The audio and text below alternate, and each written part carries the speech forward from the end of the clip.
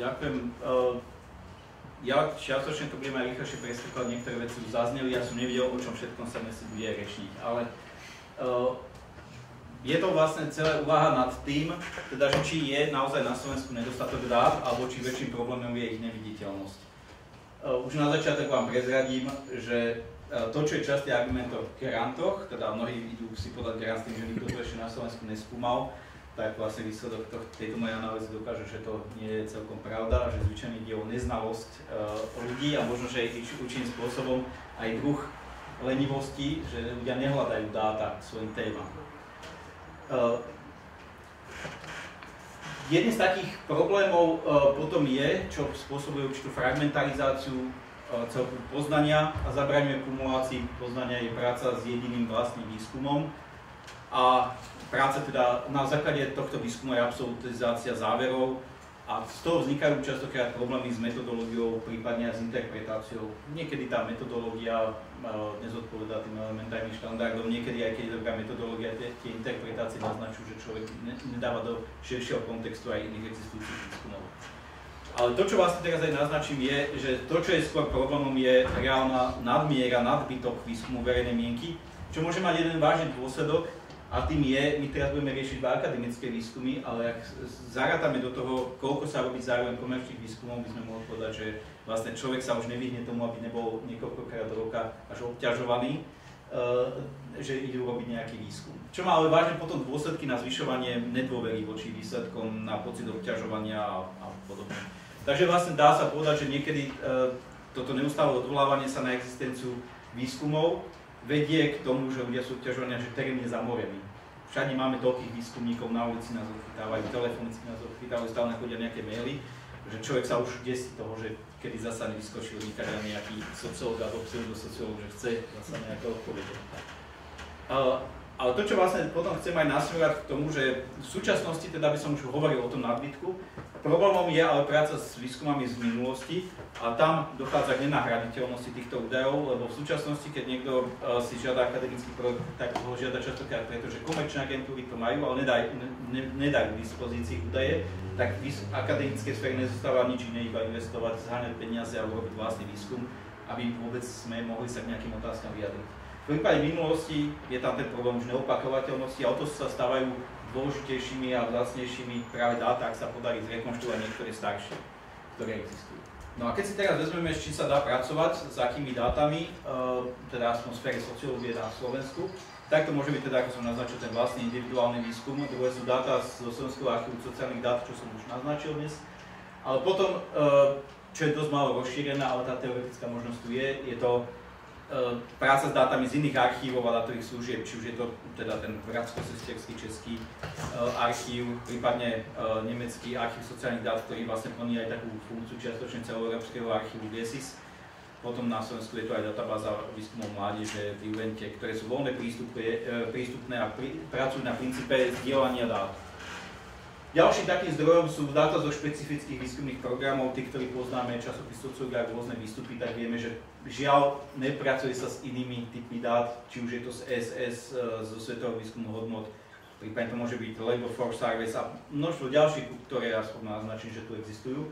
A toto napriek tomu, že majú pomerne dobre kvalitné služby, aj archivácie, aj prezentácie dát, tak sa s nimi málo pracuje a problémom tejto fragmentácie je, že málo kto vie o existencii týchto programov, lebo majú urobené vlastné dátové systémy a vlastné systémy distribúcie dát. To je možno teda jeden z problémov, že tieto sa stávajú neviditeľné tým, že nie sú nejak zosieťované s archívmi. Potom ďalším takým zdrojom dát sú dáta zo špecifických jednorázových alebo súkromných výskumov. Tam môžem uviesť to, čo sa mi podarilo zohnať, je výskum z Univerzity Viadrina z roku 2000 alebo Rakúšanmi koordinované výskumy Augsburg z roku 1997 a 2007, čo sú to špecifické výskumy. No a potom sú neviditeľné verejné výskumy na Slovensku, ku ktorom sa viacej dostanem, a to sú teda výskumy v neexistujúceho ústavu pre výskum verejnej mienky, Národného svetové centrum, potom mnohé pracoviska SAV, o ktorých ani nemáme akúkoľvek predstavu, potom sú to archívy RTBS a podobne. Mnohé z nich sú teda archivované v Slovenskom národnom archíve alebo v ich interných archívoch. Tu som sa pokúšal naznačiť iba problematickosť vlastných výskumov. Okrem toho, že sú neviditeľné, sú zároveň nekontrolovateľné závery a metodológia častokrát, ako pracovali tí výskumníci. A dochádza k narušeniu princípu aj kumulatívnosti poznania. Sú to takmer vždy stávané výskumy na zelenej lúke, bez širšieho ukotvenia v existujúcom poznaní z témy. Zároveň problémom je nekomparovateľnosť, nejasné štandardy práce a podobne. Tieto vlastné výskumy ale teda nie sú záležitosťou teda iba nejakých súkromných inštitúcií, ale aj akademických a verejných. A tam teda uvádzam, že ktoré sú takéto jednorázové, alebo teda existujú mimo, sú to napríklad niektoré pracoviska SAV alebo univerzity, ministerstva, niektoré majú takéto výskumy, Slovenské národné stredisko pre ľudské práva, ktoré má minimálne 3 výskumy, ktoré boli reprezentatívne, ale dajú sa nájsť vlastne iba nejaké záverečné správy. A častokrát takýmto výskumom sa dá dostať cez čítanie štúdií v časopise Sociológia. Keď sa niekto odvoláva na nejaký výskum, aj tam sú tam nejaké výsledky, ale nevieme presne, ako bol ten výskum urobený. Potom sú tu aj súkromné inštitúcie a mimovládne organizácie, tak tu som zatiaľ našiel, keď som si len pozeral, že kto robil nejaké výskumy, tak je to SOVA, čo je Slovenská organizácia pre vedecké a výskumné aktivity, ktorí urobili už niekoľko výskumov, majú charakter trošku marketingových výskumov, teda výsledkom má byť dokázanie, že ľudia chcú viacej peňazí do vedy. To by sa dalo asi tak veľmi stručne povedať, ale robia si také výskumy sami pre seba, dajú sa nájsť niekde iba odvolávky na tieto výskumy. Potom je to Open Society Fund, ktoré sponzoroval viacero výskumov. Je to Centrum pre výskum etnicity a kultúry, ktoré tiež majú odkazy na nejaké výskumy. A dokonca ten cvek som tu práve ukázal, že sa v jednom výskume odvolávajú na výsledky výskumu COPART, teda Centra excelencie, ktoré fungovalo na SAV a ktorého výskumy sú aj v našom archíve. Potom je to Inštitút pre verejné otázky, Transparency International, Konzervatívny inštitút, Občaná demokracia, teraz Demokracia a komunikácia, Inštitút zamestnanosti a rôzne teda iné marketingové agentúry aj politické strany. Mnohí disponujú dátami. Teraz keď som povedal, že v iných archívoch vo svete, tak veľmi stručne iba teda môžeme tam opäť zopakovať ten český archív sociálnych dát, ktorý je veľmi dôležitý zdroj a sa stále čudujem, že nikto zo Slovenska s tým nepracuje, keďže z obdobia Československa je tam archivované veľké množstvo výskumov a teda aj niektoré výskumy, ktoré boli robené komparatívne české a slovenské aj po roku 1993, tak dátové súbory aj s dokumentáciou sú práve v Českom archíve. Potom je to ten spomínaný GEZIS, kde sú napríklad barometer nových demokracií, kandidátske krajiny do Európskej únie, keď sa robilo množstvo prieskumov, ukážem potom ukážku. Potom sú to americký archív ICPSR, kde je ukážka jedného z takého výskumu, ktorého dáta boli zberané na Slovensku. V slovenskom archíve môžeme nájsť výsledky aj nejakému výskumu, ktorý bol realizovaný na Slovensku. V britskom archíve, čo ten prijatý britský archív sociálnych dát, potom sú tam aj iné dáta, ako sú maďarský archív, taký, príkladne v Amsterdame. Takže vlastne človek, keď začne hľadať, tak zrazu zistí, že rôzne po svete sú rozhádzané nejaké výsledky výskumov, ktoré boli aj zberané na Slovensku. Tu je príklad toho nemeckého archívu sociálnych dát. Teraz sa to čiastočne podobá tým vizuálom tomu, čo nám tu ukazovali kolegovia z Čiech, aj to preto, že sa používa ten jeden systém Nestar. Ale to je len taká ukážka, aby bolo vidieť, že tam sú také rozklikal, čo je, že Studies from Eastern Europe. Takže vlastne cez túto podčasť zrazu sa dá nájsť veľké množstvo, dokonca aj v tej linke hore, tak tam je aj samostatné, že Studies Eastern Europe. Cez to už sa dá nájsť veľa výskumov, ktoré sa týkajú Slovenska. Tam sú ešte aj rozdielne, že sú to komparatívne štúdie, volebné štúdie a ďalšie tematické štúdie. To je jeden zdroj dát. Potom, ak prejdeme k ďalším témam, sú to tieto výskumné programy, ktoré majú zvyčajné vlastné archivačné systémy, tak urobím ukážku toho výskumu ESS, European Social Survey, svetový výskum hodnot, ktorý je čiastočne kombinovaný aj s európskym výskumom hodnot, Eurobarometer, akým spôsobom sa dá pracovať s dátami. A potom zaujímavý bude aj európsky výskum kvality života a prípadne CSS. Teraz vlastne aj málo času, ale na ukážku, aby ste videli tie systémy.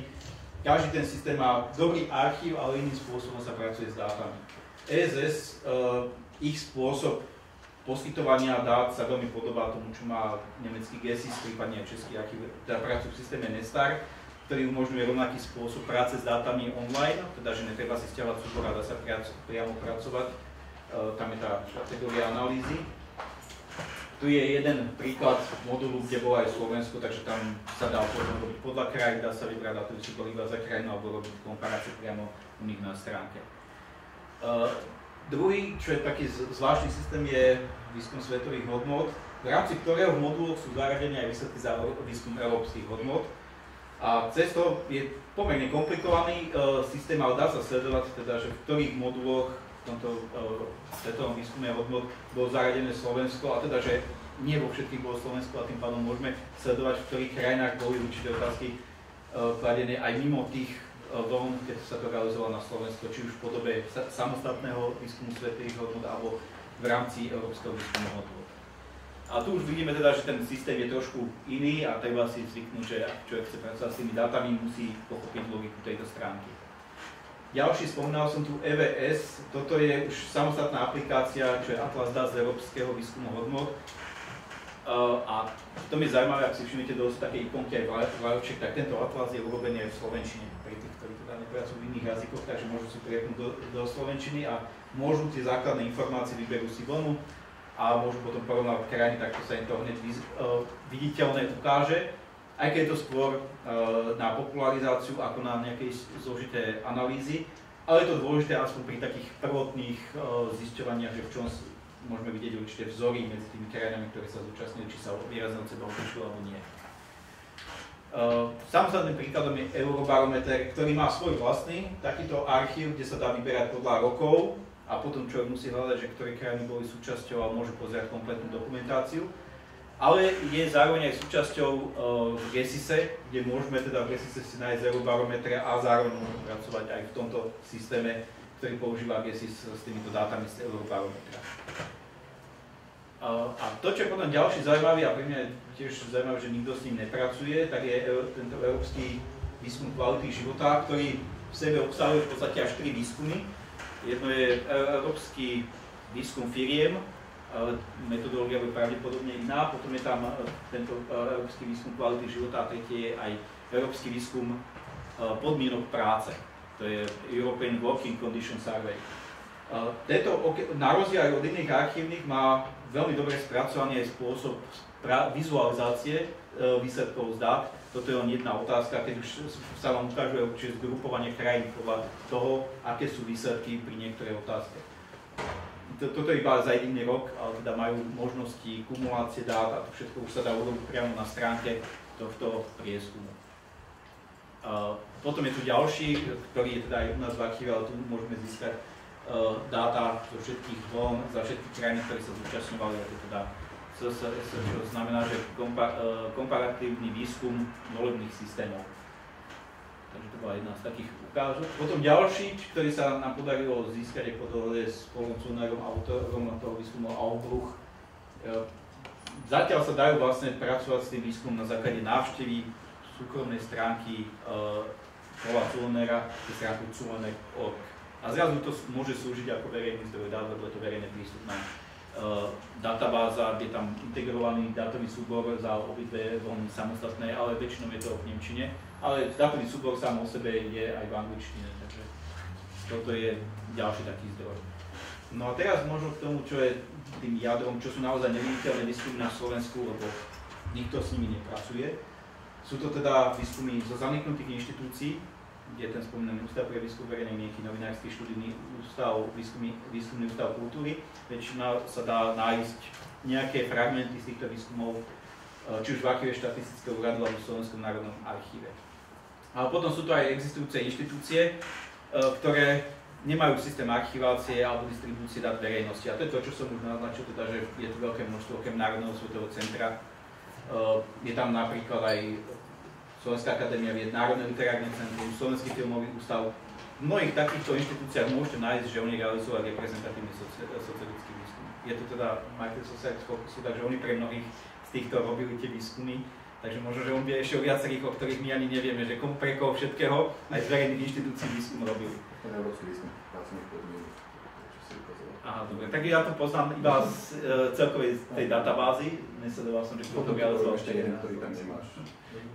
No, ono ich veľa. Toto je iba ale taký veľmi zaujímavé, ktoré sa v 150 krajinách sveta. A tak povedz teraz. Gallup, americký Gallup robí každoročný výskum v 150 krajinách sveta. To je veľmi zaujímavý stroj, môžeme si stálo za to naviazať s nimi nejakú komunikáciu, nejakú spoluprácu a vypočuť. Tak to je ďalšia dôležitá informácia. Tu som sa pokúšal, keďže sme náhodou pri zisťovaní, že o čom už boli výskumy robené, tak sme najali historika, ktorý má skúsenosti s prácou v archíve, tak chodil po archíve a objavil teda novinársky študijný ústav. V tomto období 1969 až 1999 robil asi 69 výskumov, z čoho 22 je možno považovať za reprezentatívnych. O iných sa zatiaľ nepodarilo získať, aké majú výstupy. Témy sú teda okrem sledovanosti médií, čítanosť novín a časopisov, aj oni sledovali aj predvoľbné preferencie, alebo vplyv médií na spoločnosť. To boli také témy, ktoré riešili. Národné osvetové centrum, ktoré má predovšetkým teda z posledných rokov takto odložené výskumy, tak tam sa dalo z toho množstva objaviť 11 reprezentatívnych. Oni majú 13 výskumov, ktoré mali prieskum publika na festivaloch a podobne, čo sú pre nich špecifické výskumy, ale mali 11 reprezentatívnych výskumov, ktoré sa týkali tém ako národnostné, tam sa ospravedlňujem za preklad, národnostné menšiny, dostupnosť kultúry, vzťah k hudbe, literatúre, filmu, k výtvarnému umeniu, k Slovenskému národnému múzeu alebo k tradičnej kultúre. To boli samostatné moduly, prípadne k sviatkom a k tradíciám. Čo sa ukazuje teda, že cez rôzne zdroje môžeme zrazu sledovať aj takéto, aký význam majú sviatky, ktoré sviatky na Slovensku. Takže to je ďalší zdroj. Potom výskumný ústav kultúry, ktorý teda v tom období 1970 až 1988, čo sme našli v Kraviciach v archíve, sa dalo považovať 10 z tých výskumov za reprezentatívnych, ktoré teda mali jasne definované, že sú reprezentatívne. A tam už bolo teda sledovanie otázok masových komunikačných prostriedkov, výchova, vzdelávanie, voľný čas, cigánska otázka. V tom čase to tak označovali, aj Hlavičku to malo takto nazvané. Potom boli celospoločenské otázky, také bežné, vedecko-technická revolúcia, hudobné preferencie a otázky na svetonázor. Potom som tu aj zmienil, že sú tu aj kolegovia z Ústavu politických vied, tak oni v rámci takého svojho archívu, ktorý majú, tak sme objavili iba v tom archíve, ktorý má dokumentáciu z rokov 68-69, tak tam bolo zmienok asi o 17 reprezentatívnych výskumoch, ktoré boli teda podrobnejšie identifikovateľné, a ďalších 9, ktoré sú ťažšie identifikovateľné reprezentatívne výskumy. A tam je ako bohaté sú tematicky aj obsahovo, teda to, čo sa týka, čo vlastne zaujímalo vtedy KSS, alebo aké informácie dostávali. Tak to boli výsledky výskumov na očakávania od novej sústavy riadenia, očakávania od vývoja po januári 68, o slobode prejavu, názory na demokraciu, názory na svetonázor, na iniciatívu 2000 slov, potom názor na cvičenie armád Varšavskej zmluvy, ale ešte pred augustom 68. Dôvera novému vedeniu KSČ, existencia protisocialistických síl. Potom to niečo, čo opakujú v Čechách, boli tam zmienené výsledky výskumu, ktoré sledovali predstavu o minulosti a názory na dejiny Čechov a Slovákov. Potom otázky sa tam týkali štrajkov študentov. To, ako sa vnímalo, bol prieskum, ktorý sledoval názory na Jana Palacha, na nedobrovoľnú emigráciu a do medzinárodnej súvislosti. No, ale to, čo je potom vlastne pre mňa taká najväčšia záhada, som si pripadal trošku ako z príbehu troch pátrašov. Všetci vedia, že tu existoval ústav pre výskum verejnej mienky, ale nikto nepracuje s tými výsledkami a je naozaj problematické sa dostať k tým výsledkom. Pričom ten ústav existoval 40 rokov v podstate, alebo teda obsahoval výskumy za 40 rokov činnosti. A keď sme sa potom dostali, tak sme zistili, že je tam vyše 300 reprezentatívnych výskumov. A to je obrovské množstvo dát, čo my sa zatiaľ môžeme, ale samozrejme tie dáta sú na rôznej úrovni spracovania, o všetkom sa dajú získať veľmi podobné informácie, zatiaľ tie z archívu sa dajú aspoň analyzovať podľa takýchto tém, teda je tam veľa výskumov náboženstva, čo ešte aj z obdobia socializmu, nielen keďže tam 40 rokov, iba 20 rokov to bol socializmus. Potom tam boli otázky niektoré, ktoré môžu byť irelevantné, ale môžu byť zaujímavé pre historikov, či už to boli názory na morál, na Lenina, na jeho význam v dejinách, na Sovietsky zväz. A boli tam otázky na mládež, robotníkov, rolníkov, medzinárodné domáce politické problémy, právne vedomie, názory na vedúcu úlohu KSČ, na brannú povinnosť, na družstevníctvo a množstvo ďalších výskumov. Najmä tie novšie potom sú veľmi zaujímavé už to, že sa týkajú vlastne tej reality, ktorá nás ovplyvňuje do súčasnosti. Či už to boli názory na ekonomickú reformu, ktorej následky vnímame nejak do súčasnosti, názory na kupónovú privatizáciu, na zavedenie euro, na vstup do Európskej únie, aj voľbné preferencie, vzájomné preferencie pred referendami alebo názor na referendum, názor na demokraciu, na Rómov, na rasizmus, spotrebiteľský barometer a podobne. To už v podstate bude asi všetko. Takže toto bol vlastne taký pokus naznačiť, že sme v podstate vystavení až pretlaku množstva dát. Otázka je len, že či je pre niekoho stále dôležité využívať to množstvo dát a pracovať s ním a nejak sa dostať z tej izolácie, ktorá zvyčajne spôsobuje trošku akože určitú obmedzenosť poznania a zabraňuje kumulácii poznania. A najmä v prípade tých starších výskumov k tým dátam alebo určitým údajom sa nejak inak nemôžeme dostať iba teda v tomto prípade vstupom do archívu a vyťahovaním týchto archívnych dokumentov a prípadne porovnávať, ako sa niektoré trendy menia. Takže ďakujem, pokúsil som sa byť teraz aj rýchly, aby sme vám neodobrali príležitosť, aby sme mali aj priestor na malú prestávku. Ďakujem pekne za vystúpenie a poprosím teraz, ak má niekto nejakú otázku alebo či uprednostníte tú. Nech sa páči. Ja by som len zareagovala, lebo ja myslím, že toto je veľmi cenné uvažovať o tom, dať nejako aj v Čechách vlastne je ten príklad snaha z tých výskumov, ktoré boli realizované v tej druhej polovici 20. storočia, lebo my sme tu ako keby taká čierna diera, že v roku 89 niečo začína, to, čo bolo predtým, vlastne nemáme pre sociológov naozaj, ako by malo byť identifikácia tých spoločenských zmien, to vidíme aj na študentoch, oni nemajú absolútne nejakú informáciu, predstavu, ako to vlastne vyzeralo. Čiže toto si myslím, že je veľmi cenné, tá snaha ako zozbierať z výskumov, ktoré boli realizované, nejaký fragmentárny obraz vlastne o tej spoločenskej skutočnosti.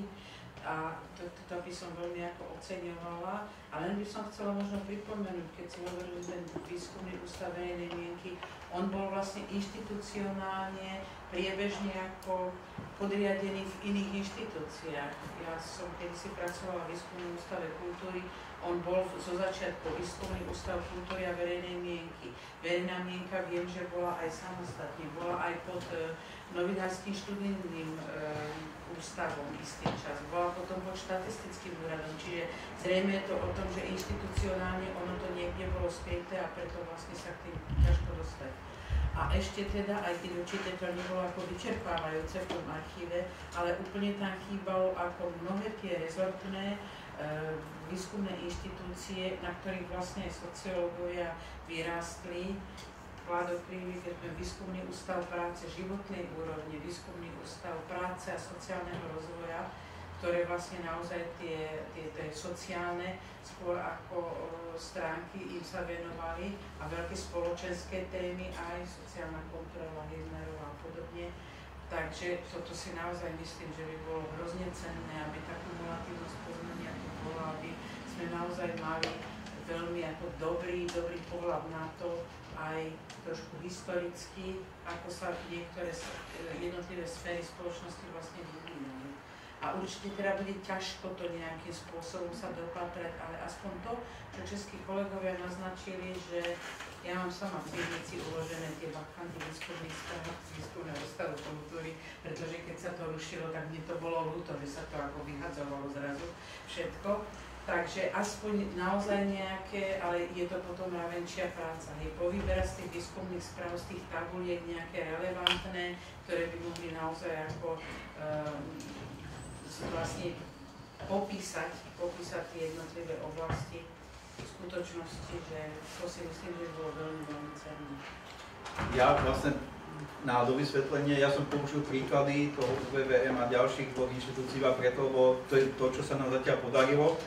A potom sme zistili, lebo som nepredpokladal, že za UVVM bude vlastne, že sa realizovalo vyše 300 výskumov. A keď som zistil to číslo, tak my sa tu akože trápime 10 rokov s archívom sociálnych dát, ktorý má 30 výskumov. A to je teda niečo, čo je ako enormné množstvo, s čím ale nikto nepracuje. Takže teraz som si dal tú ambíciu, že čo už sme ako tak nejak akože ochytali, že vieme už to vyhodnotiť, tak som aspoň sprezentoval. A teraz som si práve uvedomil počas toho výskumu, že pracujeme s veľmi malým fragmentom a niekedy sa tvárime, že je to objavné a v skutočnosti tu je také množstvo dát.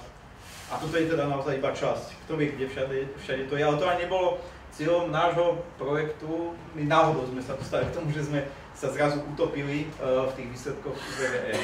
Ja som chcel tam nájsť, že ktoré výskumy sa zaoberali náboženstvom, som si myslel, že budú 2-3, ale som zistil, že ich bolo asi 15. No a čo už s toľkými výsledkami, tak teraz začať sa aj v tom vrtať. Už je toho viacej, ako sme chceli. Takže teraz nás paralizovalo množstvo dát.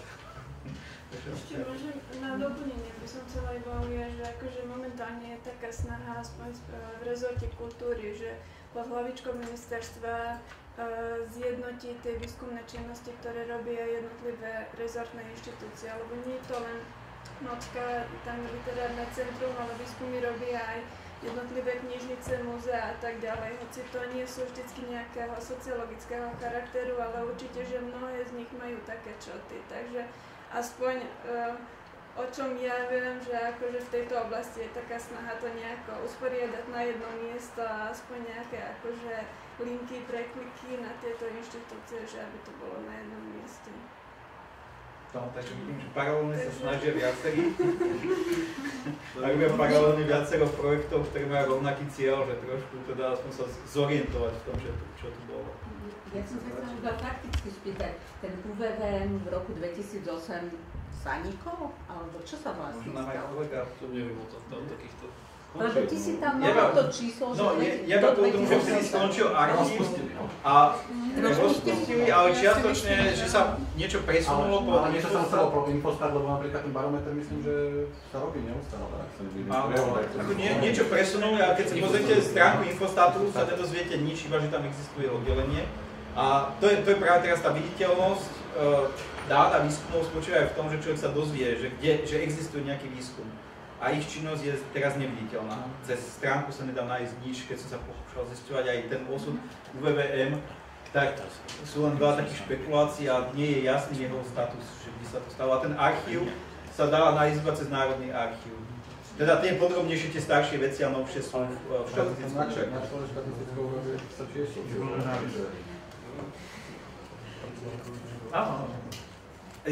Teraz to bol taký, že bežný výskumník, aby nemusel za každým urobiť celý výskum celej slovenských dejín. Možno tam vedie cesta, ako sa dopatrať možno nejakých dát, lebo tých výskumov určite bolo veľa, že oni pravidelne robili aj pôvodné preferencie, aj aktuálne otázky.